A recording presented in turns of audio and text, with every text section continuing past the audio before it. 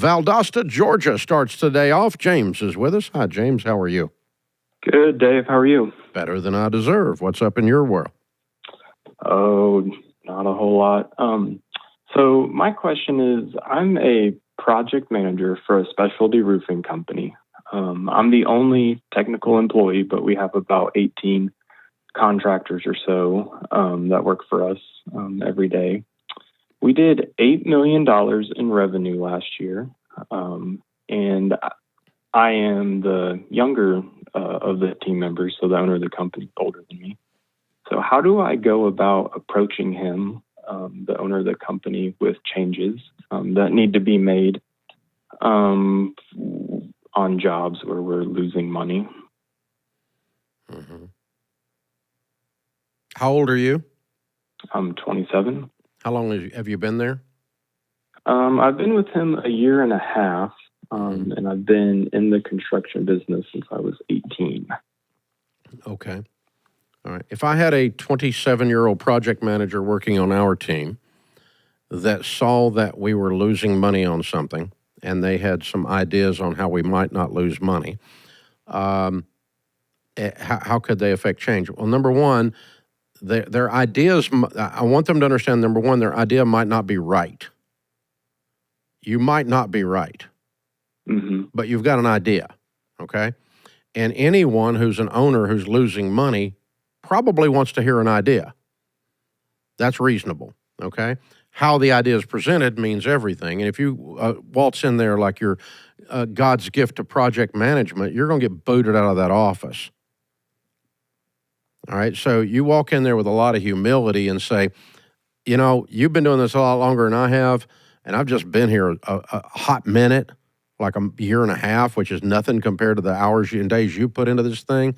And so I may not know what I'm doing, but I think I see something here where we might make some more money or might not lose money if we change this one thing. Would you want to talk about that? Or could I present that to you? And that's the way you approach it, not you people are all stupid and I've got this figured out. I know you weren't saying that. Right. But you just have to be real careful that tone doesn't come across to an old, crusty founder who's got socks older than you. Right? Yep. So you go in with humility and you go, look, I admire everything you've done here, what you've done. You're the GOAT. You're the original, man. You're the OG. And I'm learning so much while I'm here. I think I see where we could not lose money on a job like this. Would you want to hear what I'm seeing there? And I would, if that was somebody worked here, walked in my office, I'd say, yeah. But if you come strolling in like you've got it all figured out, I probably not, it's going to be a short meeting. Yeah. Yeah. I just because you may not have it all figured out, James. I mean, you may have an idea. I'm not saying you don't. But the experience you got from 18 to 21, that 3 years doesn't even count. You were still growing up. So you don't have 10 years of experience like you think you do. Not compared to your owner. Not compared to the guy who gutted this out while you were in diapers. And so you go in there and say, I think I'm seeing something. I would be honored if you would let me show you, and then you tell me what's wrong with my ideas if I'm missing something. But I think we could not lose money on this type of job. But if I'm wrong, I want to learn something from you. Boy, I love having those meetings. And then we can argue about it if you want to. I don't care. That's fine. But it's all about the approach, and it's all about respect and honoring those that paved the road while you were in short pants. And that's the thing.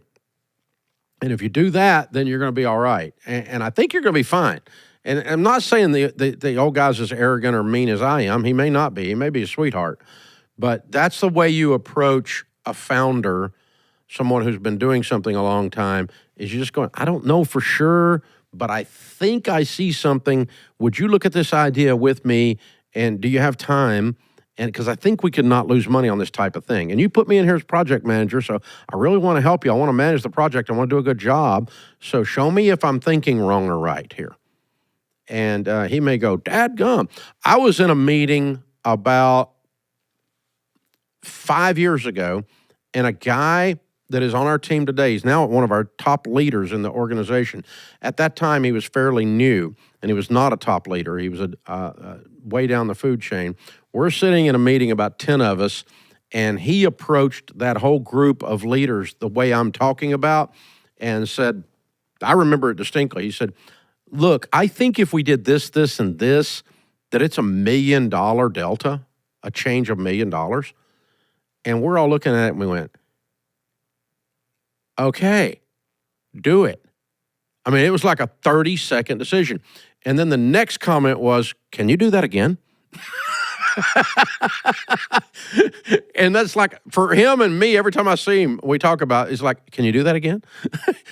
Your job now, see, now you've already done it once, so I want you to do it again. I want you to go find me another $1 million where I'm screwing up. That's pretty cool.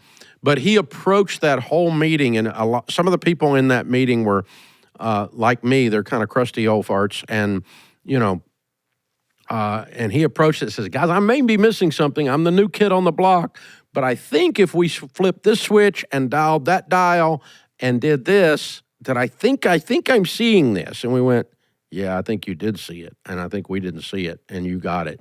Ding, ding, ding. You get the brownie points. Well done, sir. Now go do it again." I love it. I love it. I love it. That's so fun. Get after it, James. You may be that guy. You may be that guy right there. God, man, bless you if you are. Yeah, bless you and keep you, my son. I love it. This is the EntreLeadership Podcast.